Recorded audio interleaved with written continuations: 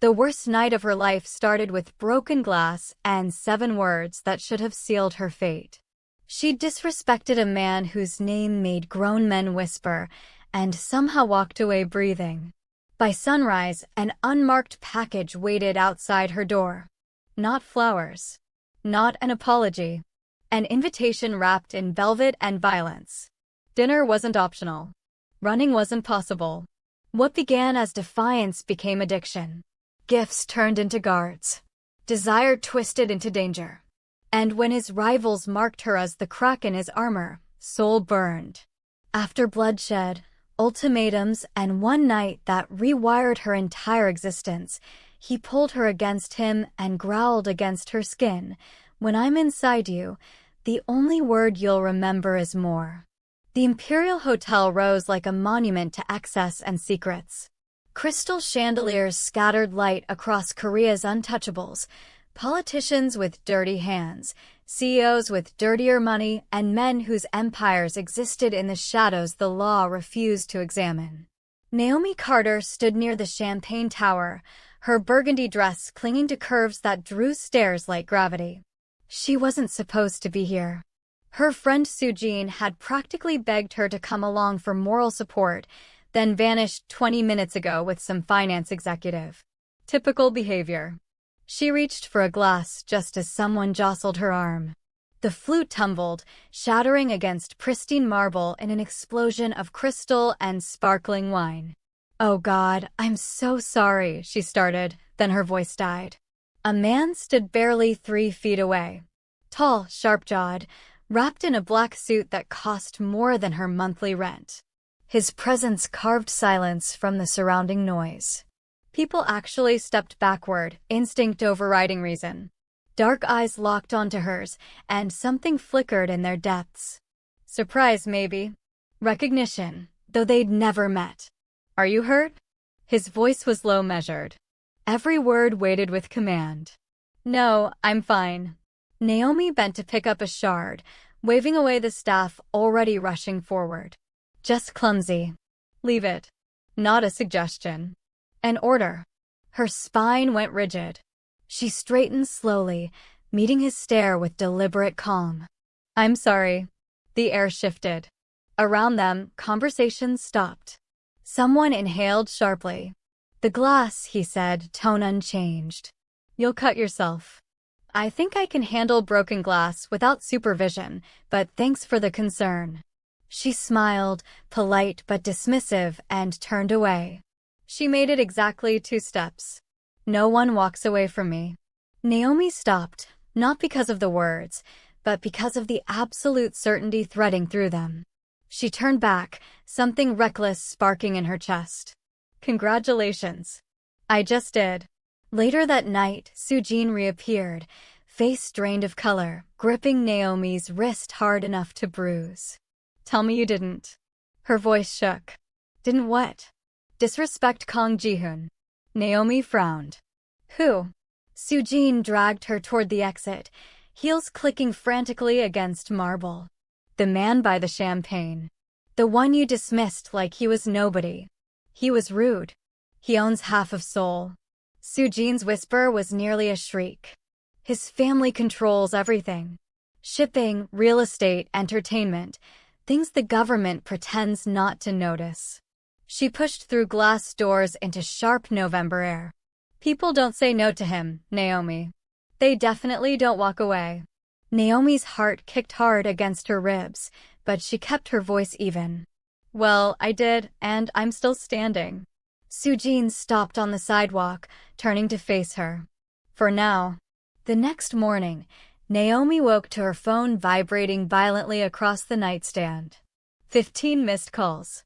23 texts. All from Soo-jin. "Check your door. Don't panic. Call me now." Naomi stumbled to her apartment door in sleep shorts and an oversized shirt, squinting against morning light. She pulled it open. A box sat on her doormat. Black lacquer. Silver ribbon. No card visible. She carried it inside, pulse hammering. Carefully, she lifted the lid. Inside lay a champagne flute.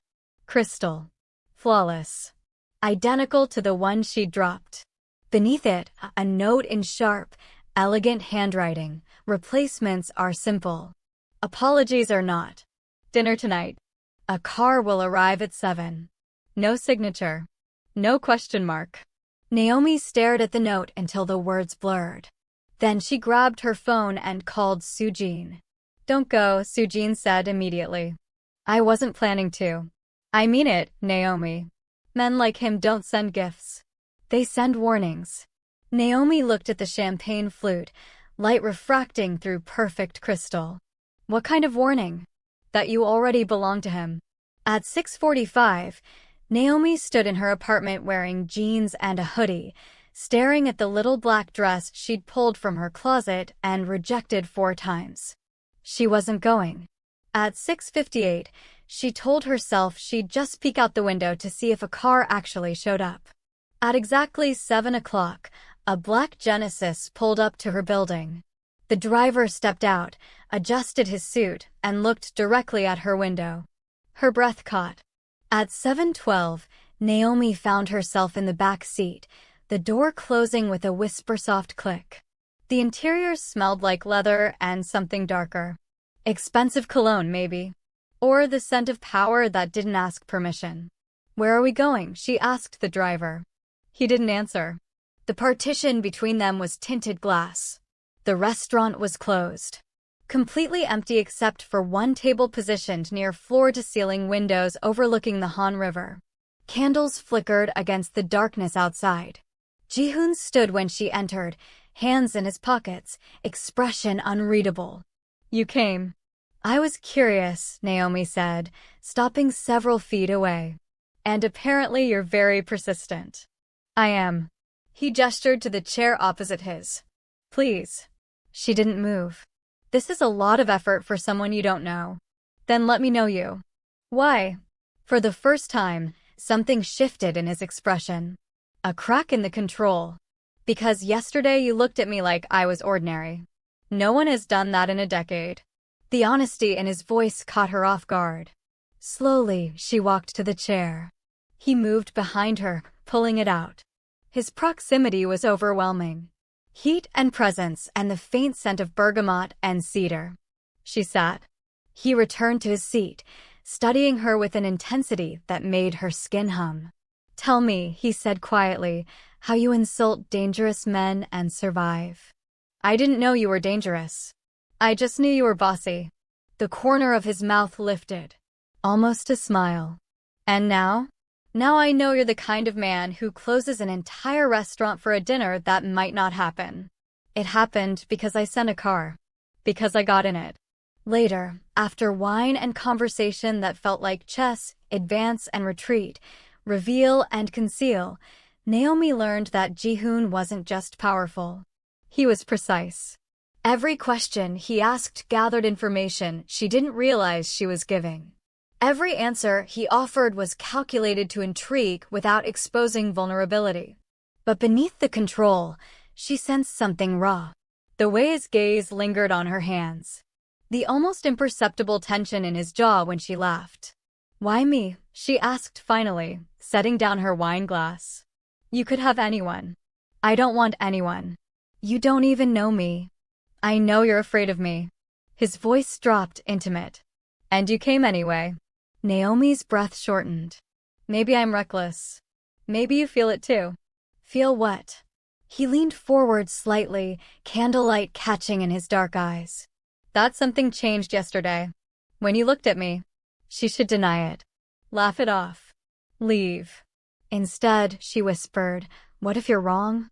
I'm not. By the end of the week, flowers arrived at her apartment every morning. Not roses, too predictable. Orchids, peonies, arrangements that cost hundreds, with notes that said nothing and everything. Good morning. I thought of you. Soon. Soo-jin stayed over one night, watching Naomi arrange the latest bouquet with barely controlled frustration. You know what this is, right? Soo-jin said carefully. Obsession. Naomi turned. It's flowers. It's a claim. Soo-jin stood, crossing her arms. He's marking territory. making sure you don't forget him. I haven't answered any of his calls. But you kept the flowers. Naomi looked at the vases lining her kitchen counter. 9 arrangements. 9 days. She'd kept them all. The next morning, Naomi walked into the cafe where she worked part-time, tying her apron and preparing for the breakfast rush. The owner, Mrs. Park, looked up from the register with an odd expression. "Someone's waiting for you," she said, gesturing toward the back corner. "Who?" "The kind of man who makes me wish I was 30 years younger." She found him at the corner table, reading a newspaper like he belonged there. Like he hadn't just invaded her workplace without permission. Ji-hoon looked up when she approached, folding the paper with deliberate calm. "You're ignoring me," he said. "I'm busy." "Not anymore." He stood. "You're taking a break." "I'm working." Mrs. Park already agreed. He stepped closer. 30 minutes. "That's all I'm asking." Naomi glanced back. Mrs. Park waved her away with an encouraging smile. "Traitor." They walked along the river, cold wind biting through Naomi's jacket. Ji-hoon had offered his coat. She'd refused. Now she was freezing and stubborn, and he was watching her with something too close to amusement. "Why are you doing this?" she asked finally. "Because I can't stop thinking about you." "You don't know me." "Then let me." He stopped walking, turning to face her. "One real conversation. No games. No walls." "Why does it matter so much?" His jaw tightened. For a moment, she thought he wouldn't answer. "Then, because when you walked away from me, I felt something I haven't felt in years." "What?" "Need." The word hit like a physical touch. Naomi's breath fogged between them. "That's not a good reason," she whispered. "It's the only reason that matters." A few days later, Naomi agreed to a second dinner. Then a third. Each time, Ji-hoon revealed fragments of himself. Careful, controlled, but real. He told her about the empire he'd inherited at 24 when his father died. The weight of legacy. The loneliness of power. He asked about her life in America, her move to Seoul, her dreams of opening her own bookshop someday. "You could," he said one night over dessert. "Tomorrow if you wanted." "I can't afford it." "I can." She set down her fork. "I'm not your charity project." "You're not a project at all." His gaze held hers. "You're the only thing I've wanted that money can't buy." Something in her chest cracked open. Dangerous. Reckless. "What do you want from me, Ji-hoon?" He reached across the table, fingertips brushing her wrist. Light touch. Devastating impact. Everything. Later that evening, he drove her home himself. No driver. No partition. The silence between them vibrated with unspoken tension.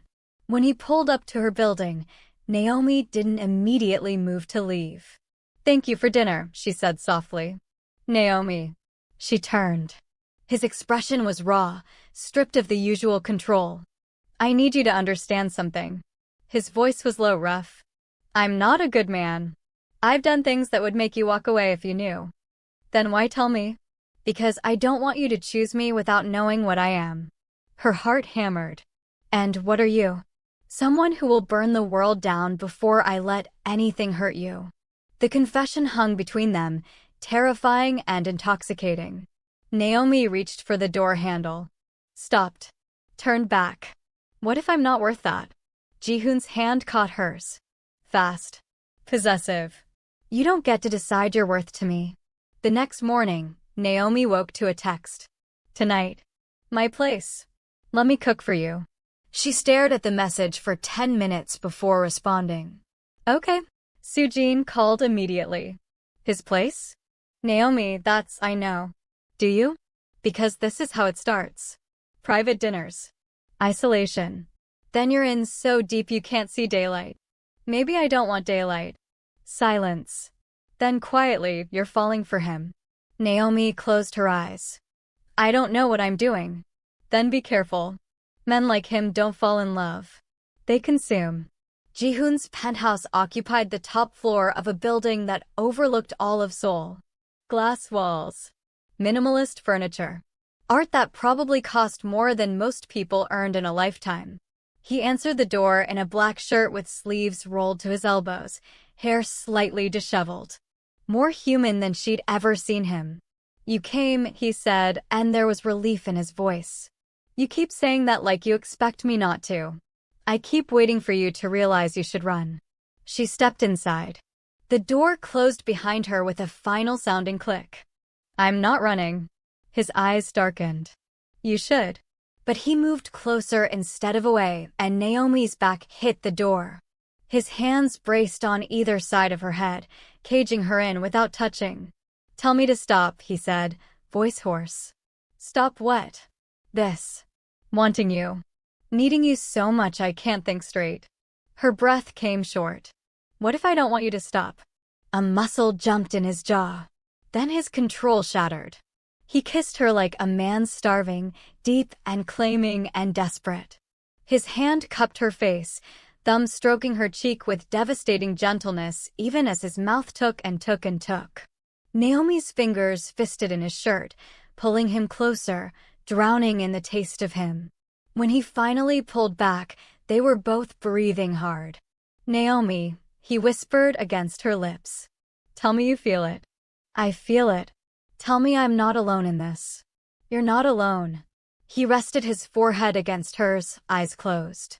"Then stay tonight." "Let me," he broke off, jaw clenching. "Let you what?" "Show you." His eyes opened, dark and burning. "Show you what you mean to me." He cooked for her.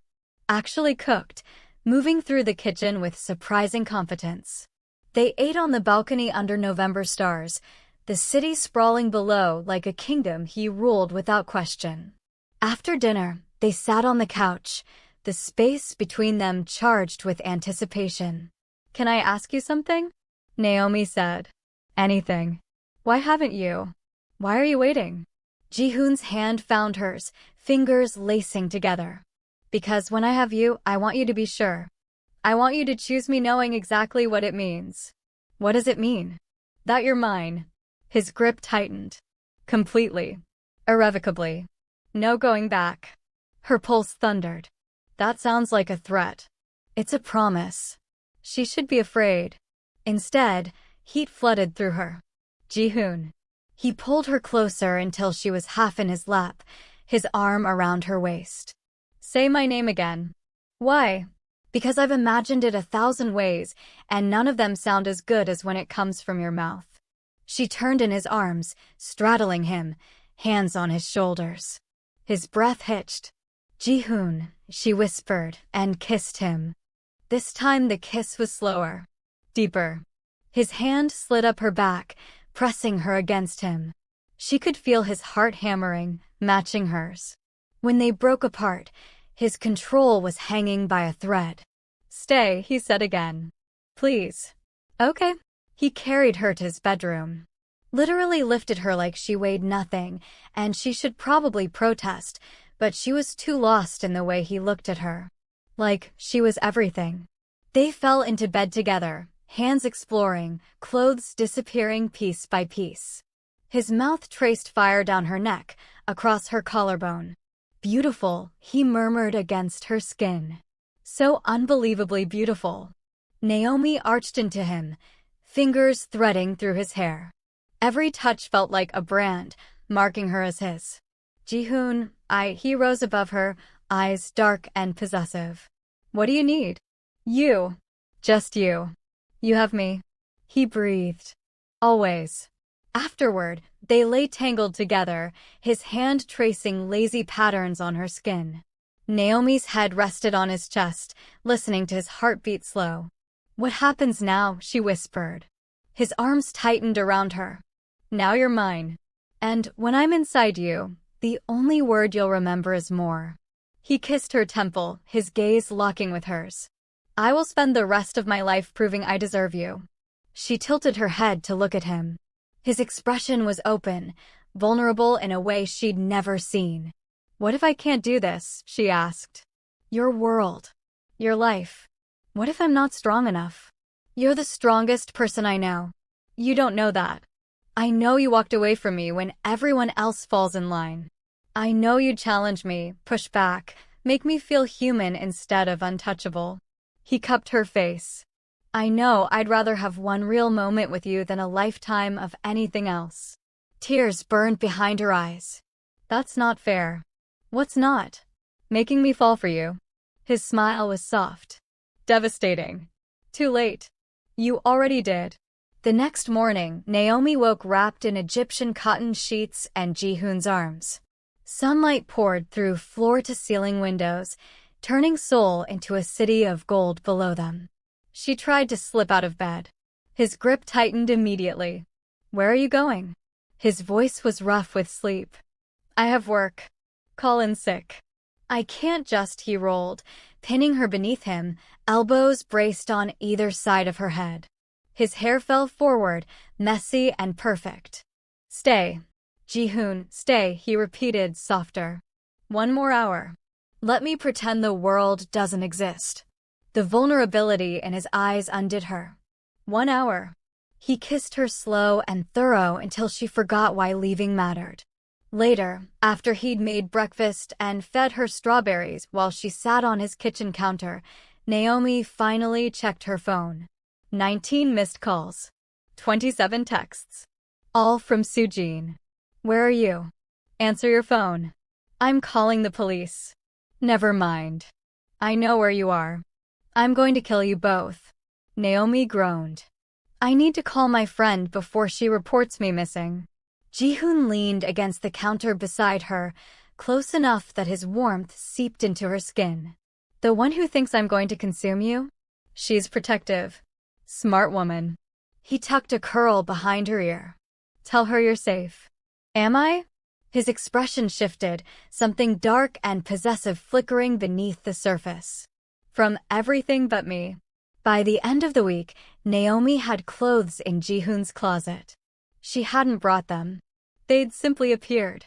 Her size. Her style. Expensive brands she'd never buy herself. You can't just buy me things, she protested, holding up a designer dress. Why not? Because it's too much. He walked to her, catching her waist and pulling her close. Nothing is too much. Not for you. Ji-hoon, let me take care of you. His thumb brushed her lower lip. Please. And, because she was already too far gone, she nodded. The first time she met his world, it was by accident. They were having dinner at an exclusive restaurant when 3 men in expensive suits approached the table. They bowed, actually bowed, before addressing Ji-hoon in rapid Korean. His entire demeanor changed. The warmth disappeared, replaced by cold authority. He responded in clipped sentences, and the men paled before backing away. When they left, Ji-hoon's hand found Naomi's under the table. I'm sorry, he said quietly. Who are they? Business associates. You scared them. I had to. His jaw tightened. They were disrespectful. Looking at you like they had any right. Jealousy. Raw and barely controlled. Naomi turned her hand, lacing their fingers together. I'm here with you. No one else. Some of the tension left his shoulders. I know. But I need them to know it too. A few days later, Naomi was closing the cafe when a man sat at the counter. Mid-30s. Handsome. Wearing a suit that screamed old money. We're closed, she said politely. I'll only take a moment. His smile was charming. I'm Park Min-jae. I work with Ji-hoon. Her guard went up immediately. Okay. I wanted to introduce myself properly. Maybe buy you coffee sometime. Get to know the woman who's captured his attention. That's kind, but he's different with you. Min-jae leaned forward. Softer. Almost human. He paused. I'm curious what that's like. Being the one person who can reach him. Something about his tone felt off. Too friendly. Too interested. I should finish closing, Naomi said. Of course. He stood, placing a business card on the counter. In case you ever want to talk. About anything. He left before she could respond. Naomi stared at the card, unease crawling up her spine. That night, she told Ji-hoon about the encounter. His reaction was immediate and terrifying. He came to your work? His voice was deadly quiet. He said he wanted to introduce himself. He wanted to see if you'd betray me. Naomi's breath caught. What? Ji-hoon stood from the couch, pacing like a caged animal. Min-jae's family has been trying to undermine mine for years. He's testing for weakness. I didn't. I wouldn't, I know. He turned to her, expression fierce. But he doesn't. And now he's seen you, talked to you, confirmed you're the fastest way to hurt me. Fear spiked through her.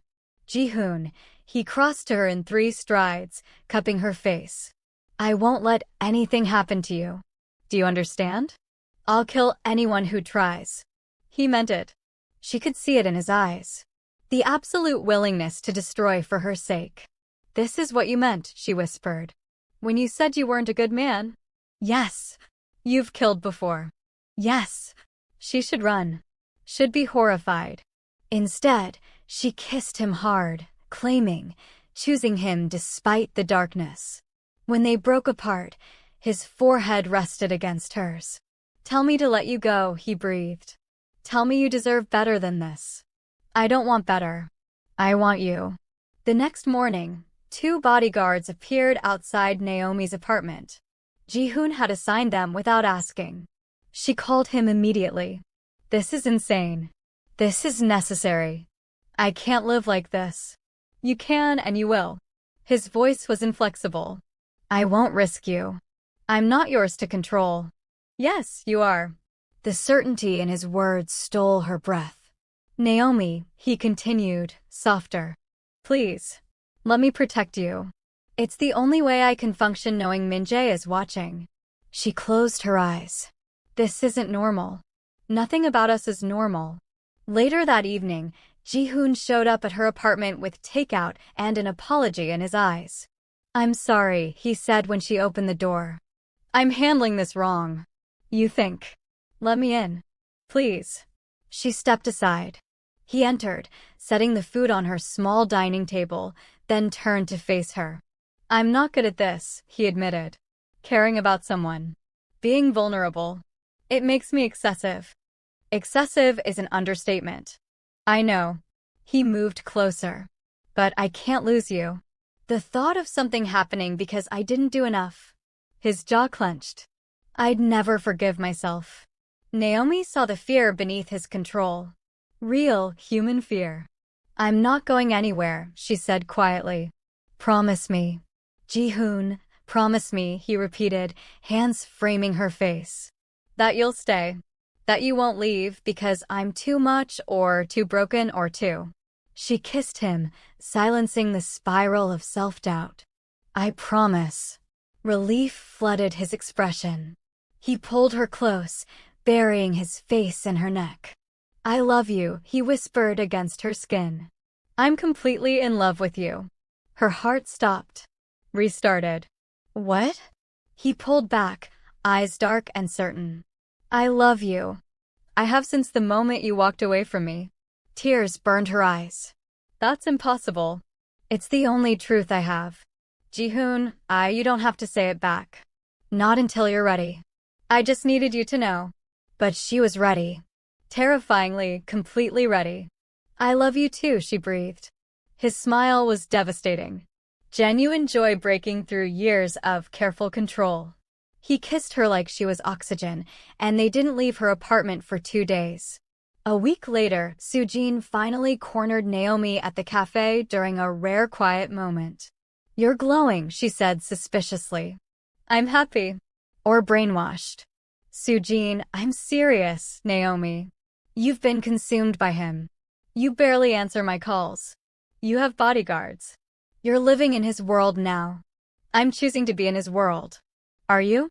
Or did he just make it impossible to leave? The question landed like a punch, because wasn't that what had happened? Slowly, systematically, he'd woven himself into every part of her life until extraction felt impossible. I love him, Naomi said quietly. I know. That's what scares me. Soo-jin reached across the counter, gripping her hand. Just promise me you'll be careful. That you won't lose yourself completely. I promise. But even as she said it, Naomi wondered if it was already too late. That night, Ji-hoon took her to an art gallery opening. The kind where champagne flowed and everyone whispered about who was sleeping with whom and which politicians had been bought this week. Naomi wore one of the dresses he'd bought her, deep emerald that made her brown skin glow. His hand stayed possessively on her lower back all evening. "You hate this," she murmured. "I hate sharing you with a room full of people who are trying very hard not to stare." "No one's staring. Everyone is staring." His grip tightened. "And I'm restraining myself from announcing that you're mine so they stop wondering." Heat flooded through her. Possessive. Completely.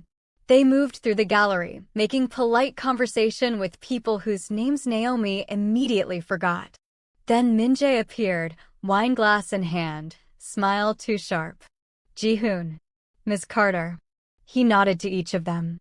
What a lovely surprise. Ji-hoon's entire body went rigid. "Min-jae. I didn't realize you'd be here." Min-jae's gaze slid to Naomi. "Though I should have guessed. You've been quite devoted lately." "Careful," Ji-hoon said softly. "I'm merely observing." Min-jae sipped his wine. "It's fascinating, really." The great Kang Ji-hoon. Distracted. Some might say weakened. Some might find themselves without a tongue to say anything. The threat hung in the air. Naomi felt Ji-hoon's hand flex against her back, barely controlled violence simmering beneath expensive fabric. Min-jae smiled. "Enjoy your evening." He walked away, and Naomi felt Ji-hoon exhale slowly. "We're leaving," he said. "Ji-hoon, now." In the car, his silence was deafening. Naomi watched his jaw work, hands fisted on his thighs. "Talk to me," she said. "I want to kill him." "For what? Being an asshole? For looking at you? For implying you're a weakness?" He turned to her, eyes blazing. "For being right. I'm not a weakness. You're my only weakness." His hand caught hers, grip almost painful. "And he knows it. They all know it now. So what? So everything I've built. Every alliance. Every power play. Every carefully maintained reputation. It means nothing if I can't protect you from the people who'll use you against me." Naomi's throat tightened. "Then what do we do?" His expression shifted, something cold and final settling over his features. "We get married." Naomi stared at him. "What?" "Marry me." Not a question. A statement. "Become my wife. Publicly. Legally. So no one questions what you mean to me." "That's insane." "It's strategic. It's a prison." He flinched. "Is that what you think this is?" "I think you're making decisions for both of us because you're scared." "I am scared." His voice cracked. "Terrified. Because I love you and I have enemies who would burn you alive just to watch me break." Tears spilled down her cheeks. "So your solution is to chain me to you?" "My solution is to give you every protection I have. My name. My resources. My life." He cupped her face. "I'm not asking you to be my prisoner, Naomi. I'm begging you to be my partner." "You're asking too much too fast." "Then tell me what you need." "Time? Space? I'll give you anything except the option to be unsafe." She pulled away, turning to look out the window. Seoul blurred past, light smearing in her tears. "I need to think." "Okay." Alone. His silence was crushing. "Finally, okay." Later that evening, he dropped her at her apartment, not his penthouse, and watched until she was safely inside. The bodyguards remained outside her door.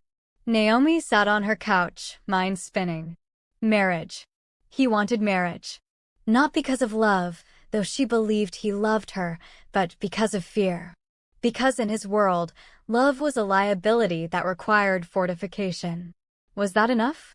Could she build a life on protection instead of partnership? Her phone buzzed. A text from Ji-hoon. "I'm sorry. I'm handling this wrong. I don't know how to love you without trying to own you. I'm trying to be better. Please don't give up on me." Another text. "Take all the time you need. I'll wait forever if that's what it takes." Naomi read the messages until they blurred. Then she called Soo-jin. "He proposed," she said when her friend answered. What? He wants to marry me. For protection. Sujin was quiet for a long moment. What did you say? That I need to think. Good. That's good. A pause. Do you want to marry him? Naomi closed her eyes. Yes. No. I don't know. I love him, Sujin, but I'm terrified of disappearing into his world completely. Then tell him that. If he really loves you, he'll understand. The next morning, Naomi woke to a knock at her door. She opened it to find a delivery man holding an enormous bouquet of peonies. Her favorite, though she'd never told Ji-hoon that. The card read, I love you. Not because you're mine, but because you're you. Take your time. I'm not going anywhere. Ji-hoon. She clutched the card to her chest and cried. A few days later, Naomi finally texted Ji-hoon. Can we talk? He appeared at her apartment within 20 minutes, slightly breathless like he'd run the whole way. I'm here, he said. Whatever you need. She let him in. They sat on her couch. Careful space between them. I'm not saying no to marriage, Naomi started. But I need you to understand something. Okay. I can't be yours if I'm not also mine. I need space. Freedom. The ability to make my own choices without bodyguards and surveillance. His jaw worked. I'm trying to protect you. I know. But I'm also an adult who survived 27 years without you. I need you to trust that I can handle myself. I do trust you. I don't trust the world. Then we find a middle ground. She reached for his hand. I'll accept reasonable security. I'll be careful. But I won't live in a cage, Ji-hoon. Not even a golden one. He was quiet for a long moment. Then, what if something happens? What if it doesn't? I couldn't survive losing you. Her heart cracked. You won't lose me. But you might drive me away if you don't let me breathe. The truth of it hit him visibly. He closed his eyes, nodding. Okay, we'll find balance. He looked at her. But you have to promise me something. What? That you'll tell me if you feel unsafe. That you won't hide things to avoid worrying me. I promise. And that you'll seriously consider marrying me. Not now. Not soon. But someday. She smiled through tears. I'll consider it. He pulled her close, and she went willingly, breathing in his scent. I love you, he murmured. I'm sorry I'm so bad at this. You're getting better. Am I? You're here. You're listening. That's better. Later that evening, they lay tangled in her bed, his fingers tracing patterns on her skin. Tell me something, she said. Something you've never told anyone. He was quiet for so long she thought he might not answer. Then, sometimes I wish I wasn't who I am. That I could be ordinary. Take you on normal dates without worrying about who's watching. Build a life that doesn't require armed guards and blood money. Why can't you? Because I was born into this world, and the only way out is death. The bleakness in his voice broke her heart. Then we make the best life we can in the world we have, she whispered. His arms tightened around her.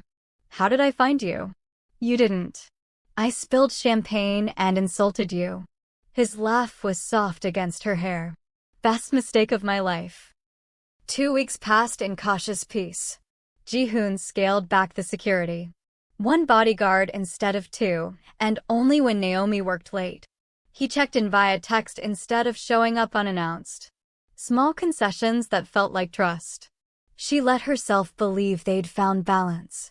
Then everything shattered. It started with a phone call at 2 in the morning. Naomi woke to Ji-hoon's phone vibrating violently on his nightstand. He answered in clipped Korean, his entire body going rigid. When he hung up, his expression was carved from ice. What's wrong? Naomi asked. I have to go.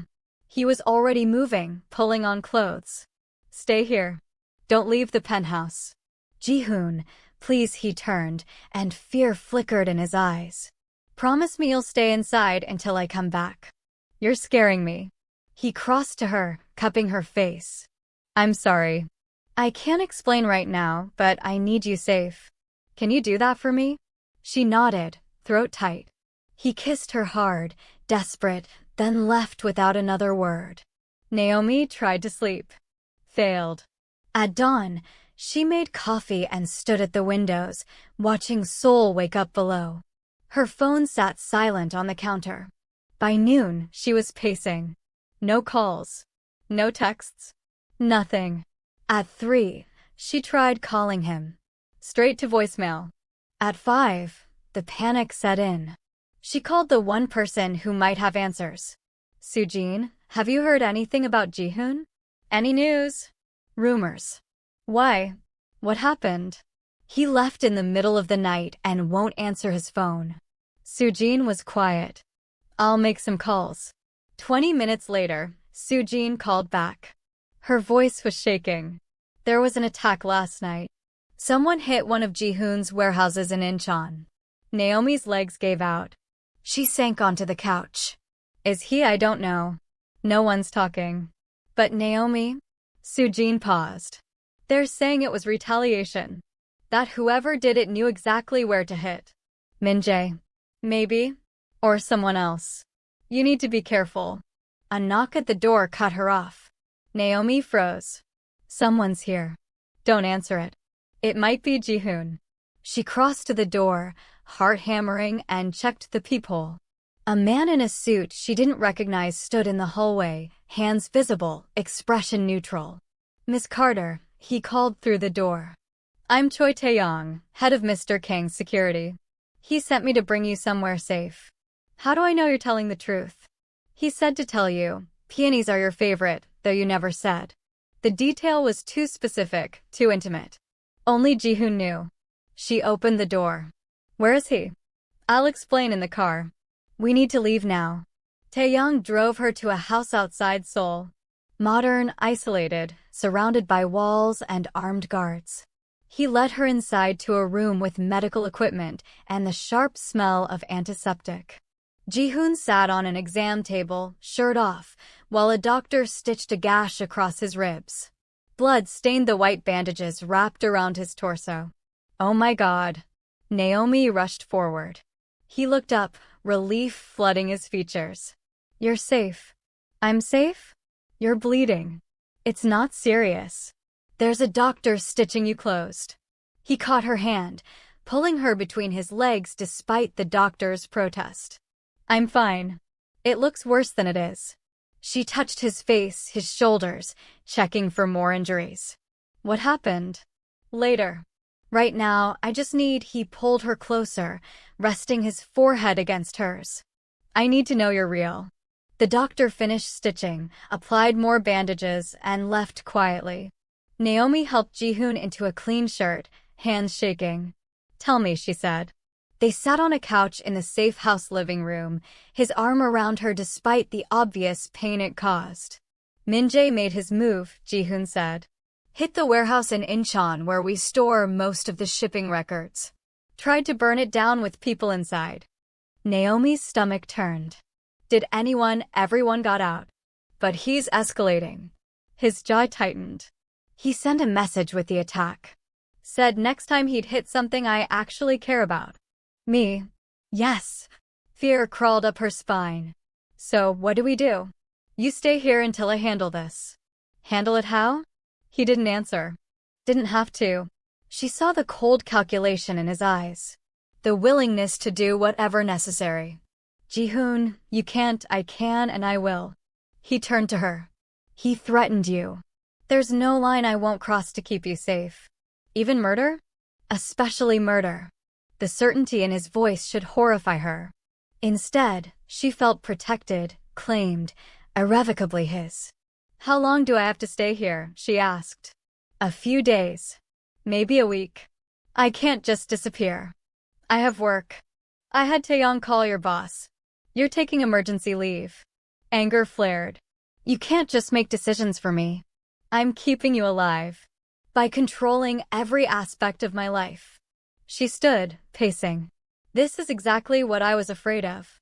You deciding what's best, not trusting me to have a say. He stood too, wincing. What would you have me do? Wait for him to come after you. Hope he's merciful. Let me be part of the solution instead of something to be locked away. You are the solution. His voice cracked. You're the reason I'm trying not to burn everything down. The only thing keeping me from starting a war that would leave bodies in the street." The raw honesty silenced her. "I'm trying," he continued quietly, "to protect you without caging you. But I don't know how to do both when there's a man out there who wants to hurt you to break me." Naomi crossed to him, taking his face in her hands. "Then let me help. Talk to me. Include me. Stop making unilateral decisions and trust that we can figure this out together." His eyes closed. "What if I make the wrong choice and you pay for it? What if you make the right one and we survive?" Later that evening, Ji-hoon explained the full situation. Min-jae's family had been chipping away at his empire for months. Small moves. Strategic hits. Nothing overt enough to justify retaliation until now. "He wants a war," Ji-hoon said. "And he's using you as bait. So we don't give him one." "It's not that simple." "Why not?" "Because in my world, weakness is blood in the water. If I don't respond, others will see it as permission to strike." Naomi absorbed this. What would a response look like? He hesitated. "Honestly, always. I'd destroy his family's business holdings. Make it impossible for them to operate in Seoul. And if he still came after you," his expression darkened, "I'd kill him myself." She should flinch. Protest. Instead, "Is there another way?" "I don't know." "Then find one." She gripped his hand. "Because I refuse to be the reason you become a monster." "I'm already a monster, Naomi." "No. You're a man doing monstrous things in a monstrous world. But you're also the man who sends me flowers and cooks me breakfast and holds me like I'm precious." Her voice broke. "Don't let him take that away." The next morning, Ji-hoon disappeared into meetings with his advisors.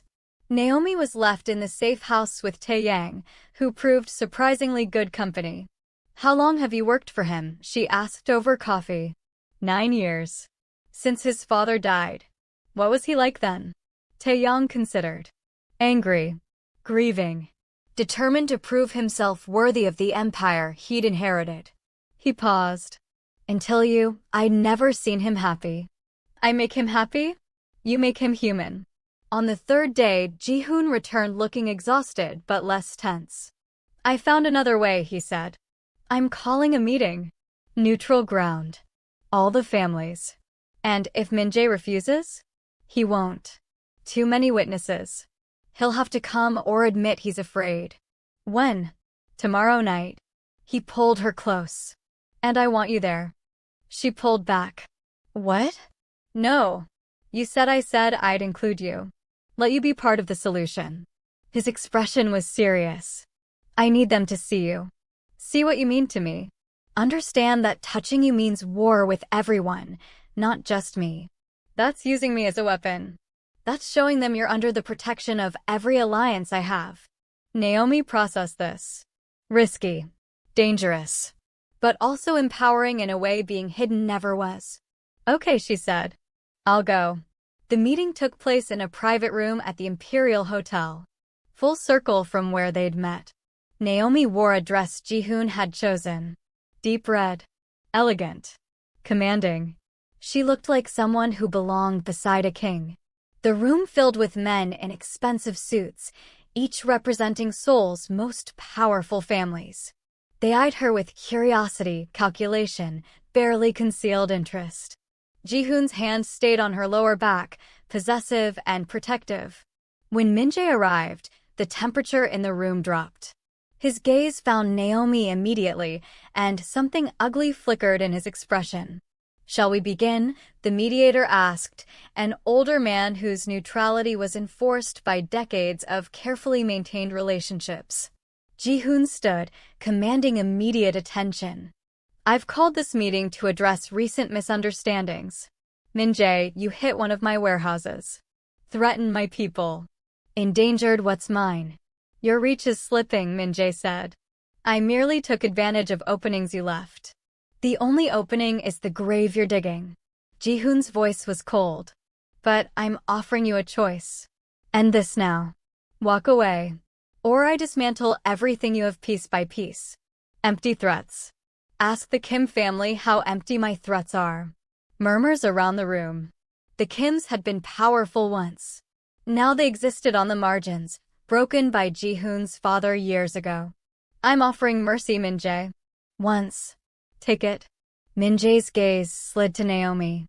And if I don't? If I decide she's worth the risk. The room went silent. Ji-hoon moved fast, controlled, placing himself between Naomi and Min-jae. Then I burn your family to the ground and salt the earth so nothing ever grows there again. For a woman? For my woman. His voice carried absolute certainty. Test me and find out what I'm capable of. The mediator intervened. Gentlemen, we're here to negotiate, not escalate. But the damage was done. Everyone in the room understood. Naomi was Ji-hoon's line in the sand. Cross it and face annihilation. The meeting ended with tentative peace. Min-jae agreed to pull back, publicly at least, in exchange for Ji-hoon not pursuing retaliation for the warehouse. In the car afterward, Naomi's hands shook with adrenaline. That was insane, she breathed. That was necessary. Ji-hoon pulled her close. And now everyone knows you're protected by every alliance I have. Min-jae would have to go through them all to reach you. Will he accept it? For now. But we bought time. He kissed her temple. Time to find a permanent solution. Later that evening, back at the penthouse, Naomi stood at the windows overlooking Seoul. Ji-hoon came up behind her, arms circling her waist. Thank you, he said quietly. For what? Being brave enough to stand beside me. Letting me claim you in front of people who'd use it against us. She leaned back into his warmth. I'm terrified. So am I. Really? Every day. That I'll lose you. That I'm not enough. That my world will destroy the best thing that's ever happened to me. She turned in his arms. Your world didn't destroy me tonight. It saw me. Respected me. Because you made sure they did. His smile was soft, genuine. You're incredible. I'm in love with a gangster. I'm insane. You're mine. He kissed her deep and claiming. And I'm yours. Completely. They made love that night with new urgency. The awareness that danger still circled, that peace was temporary, that every moment together was precious. Afterward, lying tangled in sheets, Naomi traced the bandages still wrapped around his ribs. Does it hurt? She asked. Not when you're touching me. She smiled. Smooth. True. He caught her hand, bringing it to his lips. Naomi, I need to ask you something. Her heart jumped. Okay. Move in with me. Officially. Bring everything. Make this place ours, not just mine. Ji-hoon, I know it's fast. I know we're still figuring things out. But I don't want you anywhere I can't protect you. And selfishly, he met her gaze. I want to wake up next to you every morning. Fall asleep holding you every night. Build a life that's ours. She should say no. Should insist on maintaining independence. Instead, okay. His expression brightened. Really? Really. But I'm keeping my apartment as a backup. Just in case. In case of what? In case you drive me crazy and I need space. He laughed, genuine, joyful. Deal. The next morning, they started moving Naomi's things. Not much. Her apartment had been temporary, sparsely furnished. But each item she unpacked in his penthouse felt like roots growing deeper. Soo-jin came to help, eyeing Ji-hoon warily the entire time. You sure about this? She asked Naomi when they were alone in the bedroom. I'm sure I love him. That's not what I asked. Naomi set down the box she was holding. I'm choosing this. Fully. With open eyes. Even knowing what he is. Especially knowing what he is. She met Soo-jin's gaze. He's dangerous, yes. But not to me. Never to me. Soo-jin sighed. Okay. But I'm keeping your spare key in case you need an exit. I won't. I hope you're right. Later that evening, after Soo-jin left and the apartment was quiet, Naomi found Ji-hoon in his office, staring at his computer with exhausted eyes. Come to bed, she said from the doorway. Soon. I just need to finish now. She walked to him, turning his chair to face her. Whatever it is can wait until tomorrow. His hands found her waist. Bossy. I learned from the best. He smiled, standing and letting her lead him to the bedroom. They fell into bed fully clothed, too tired for anything but holding each other. I'm happy, he murmured against her hair. For the first time in years, I'm actually happy. Me too. Don't let me ruin this. She pulled back to look at him. You won't. How do you know? Because I won't let you. She kissed him softly. We're in this together now. Your demons are my demons. Your battles are my battles. That's not fair to you. Love isn't fair. It's just worth it. His eyes glistened. How did I get so lucky? You didn't. You spilled my champagne and I insulted you. His laugh rumbled through both of them. Best day of my life. 3 weeks of fragile peace followed. Naomi settled into Ji-hoon's world with surprising ease. Morning coffee on the balcony. Late nights tangled together. Weekends exploring Seoul like normal people, pretending danger didn't circle them. She returned to work at the cafe, though now a discreet guard stayed nearby. Ji-hoon called every few hours, not to control, but to hear her voice. Small compromises that felt like love. Then the floor dropped out. It started with a photograph. Naomi was closing the cafe when her phone buzzed. Unknown number. She almost ignored it. Then curiosity won. The image loaded slowly. Her and Ji-hoon at a restaurant last week. His hand on her face. Her eyes closed in obvious contentment. Intimate. Private. The text came seconds later. He can't protect you everywhere. How long before you realize you're the weakness that destroys him? Her blood turned to ice. Another text. Leave him. Disappear. Or watch everyone he loves burn. The phone slipped from her shaking hands. She didn't tell Ji-hoon.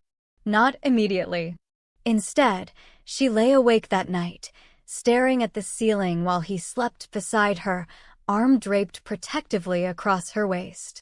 How long before you realize you're the weakness that destroys him? The words circled like vultures. She'd seen what loving her cost him. The constant vigilance. The enemies emboldened by perceived weakness. The target she'd painted on his back just by existing in his world. What if they were right? What if the kindest thing she could do is leave? The next morning, Ji-hoon noticed her distance immediately. What's wrong? He asked over breakfast. Nothing. Just tired. His eyes narrowed. Don't lie to me. I'm not Naomi. He set down his coffee, giving her his full attention. Something's wrong. I can see it. She almost told him. Almost showed him the messages. Then fear stopped her. Fear of what he'd do. Who he'd hurt. How much further into darkness he'd sink for her sake. I just need some air, she said. Maybe I'll visit Sujin today. He studied her for a long moment, clearly unconvinced. Okay, but take Taeyong with you. I don't need, please. His hand covered hers.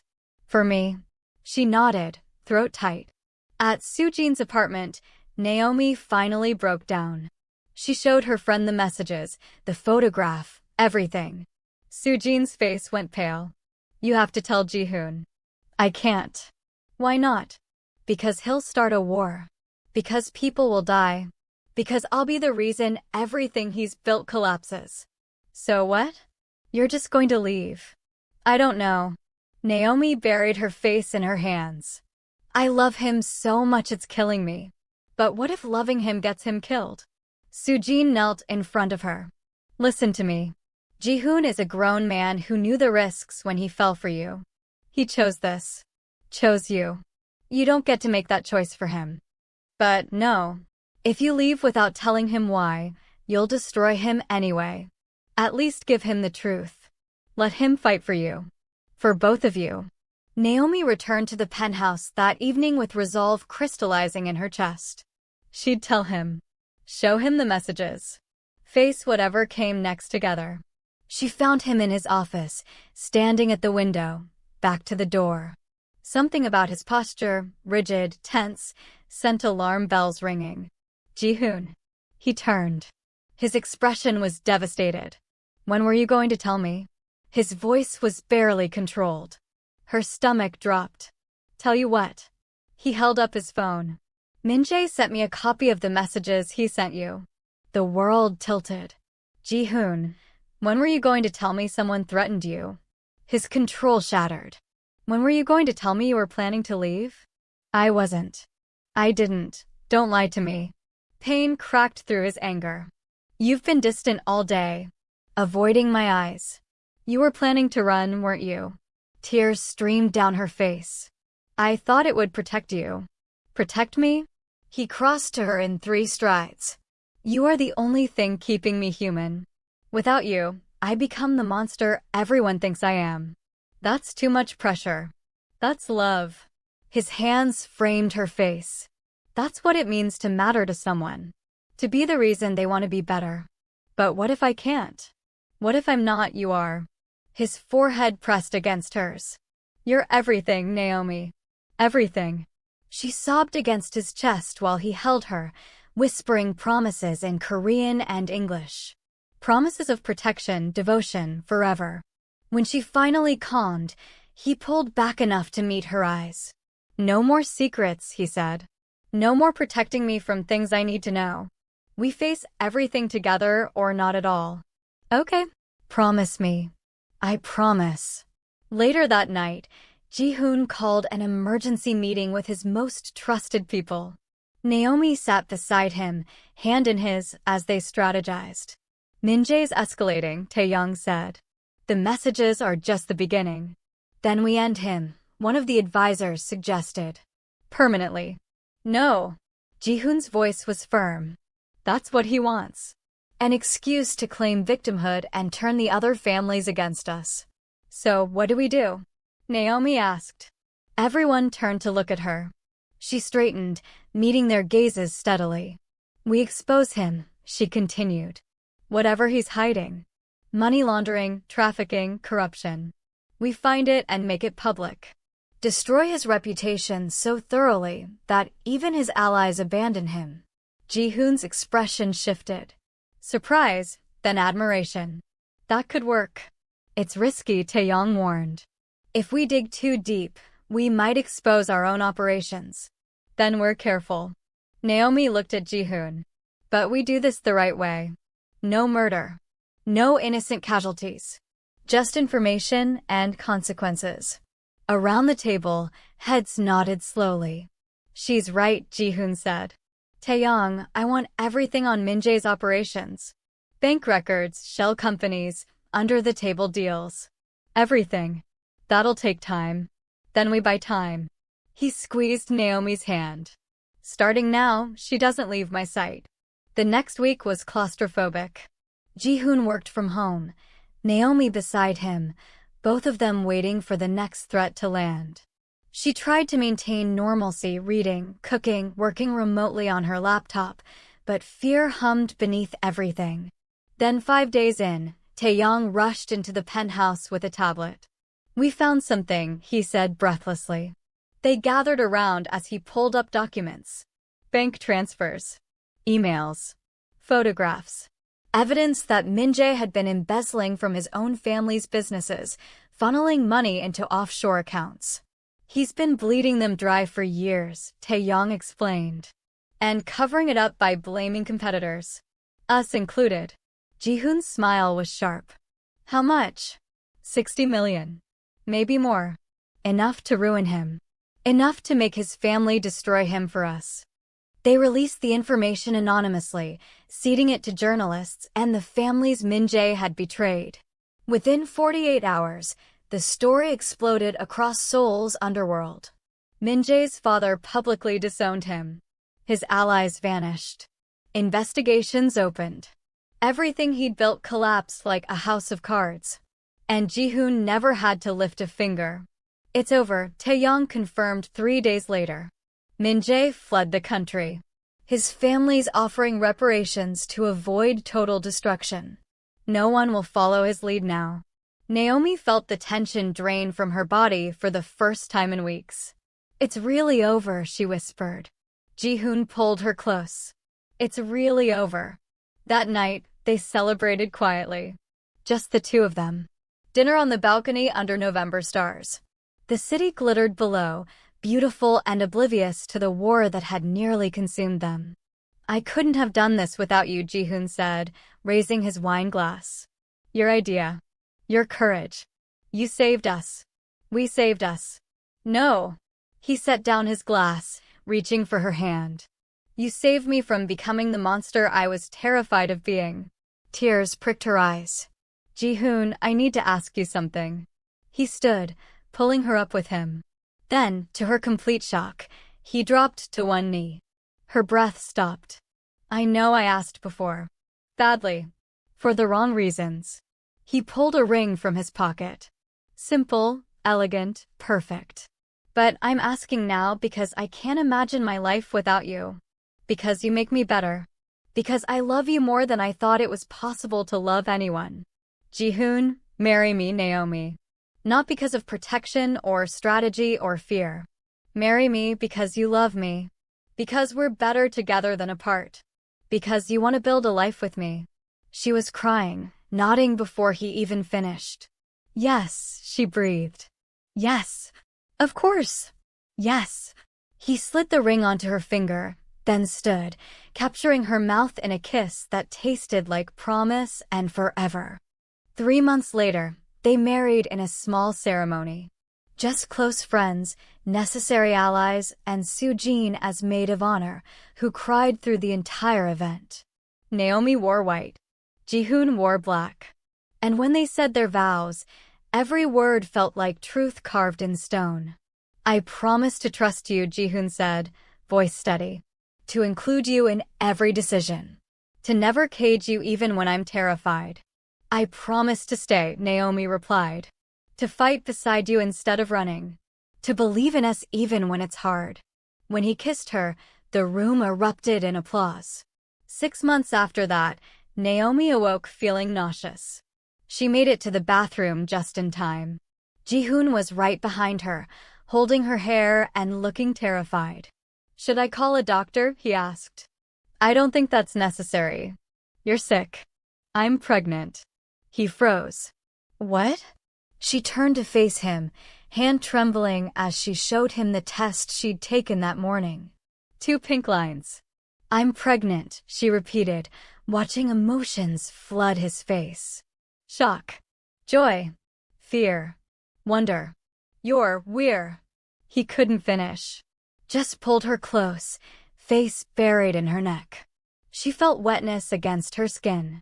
He was crying. I'm going to be a father, he whispered. You're going to be a father. He pulled back, cupping her face. I'm terrified. Me too.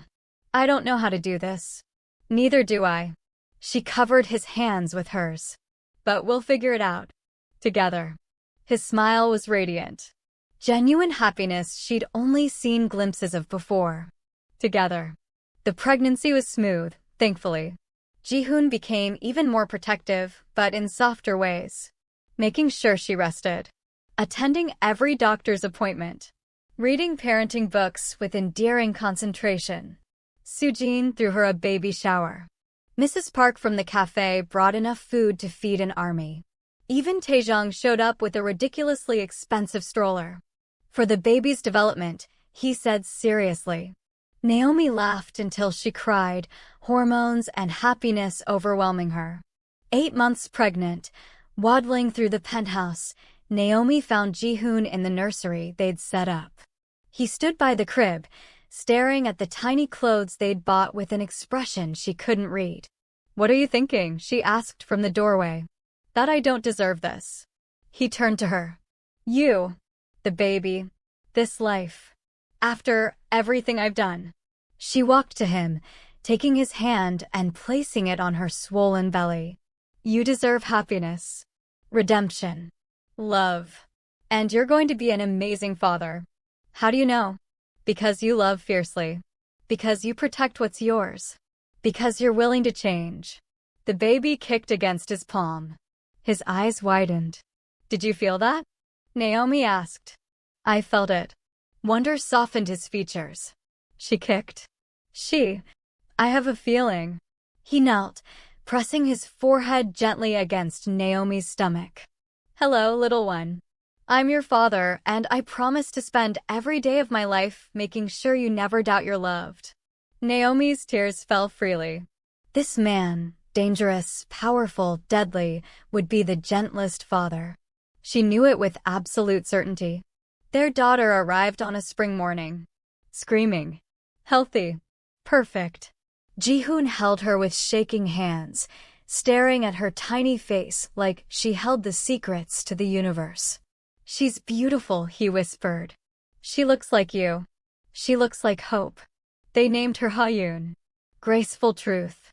And when Ji-hoon placed her in Naomi's arms, something settled in her chest. Completion. Rightness. Home. 6 months after Ha-yoon's birth, Naomi woke to find Ji-hoon already awake beside her, watching her with soft eyes. "What?" she murmured sleepily. "I was just thinking about the night we met. When you insulted me. When you walked away from me, and I knew my life had changed forever." She smiled. Dramatic. "True." He pulled her closer. "You know what you said to me that night when I told you no one walks away from me? I said, 'Congratulations.' I just did. You did. And then you came back. Chose me. Chose this life." He kissed her forehead. "I spend every day grateful you did. Even when I'm bossy and stubborn? Especially then." From the nursery, Ha-yoon's cry interrupted them. They both smiled. "Your turn," Naomi said. "I got the last one. Rock, paper, scissors. You're on." They played. Naomi won. Ji-hoon went to get their daughter, and Naomi lay in bed, listening to him sing softly in Korean, a lullaby his mother used to sing to him. This life they'd built from chaos and danger and impossible love. It was everything. A year later, they stood on the balcony again, Ha-yoon asleep in Ji-hoon's arms, the city glittering below them. "Do you ever regret it?" he asked quietly. "Choosing this? Choosing me?" Naomi turned to look at him. This man who'd threatened to consume her, and instead had loved her into wholeness. "Never," she said. "Not once. Even knowing what I am? I know exactly what you are." She reached up, touching his face. "You're the man who sends me flowers. Who holds our daughter like she's made of glass. Who loves me so completely I never doubt it. I do love you. Impossibly. I love you too. Completely." Ha-yoon stirred, making sleepy baby noises. They both looked down at her. Their miracle. Their future. Their proof that love could conquer even the darkest places. "Thank you," Ji-hoon whispered. "For what?" "For spilling that champagne glass. For insulting me. For walking away so I had to chase you." He met her eyes. "For choosing to stay." She kissed him softly. "Best mistake I ever made." He smiled against her lips. "Mine too." Below them, Seoul continued its endless rhythm, unaware that in a penthouse touching the sky, a dangerous man held his entire world in his arms. His wife. His daughter. His redemption. And for the first time in his life, Kang Ji-hoon was completely, irrevocably at peace. If you enjoyed this passionate story of forbidden love, danger, and redemption, don't forget to like, subscribe, and hit that notification bell so you never miss our next emotional journey. Share your thoughts in the comments below. What would you have done in Naomi's position? Would you have walked away, or would you have stayed and fought for love? Let us know, and we'll see you in the next story.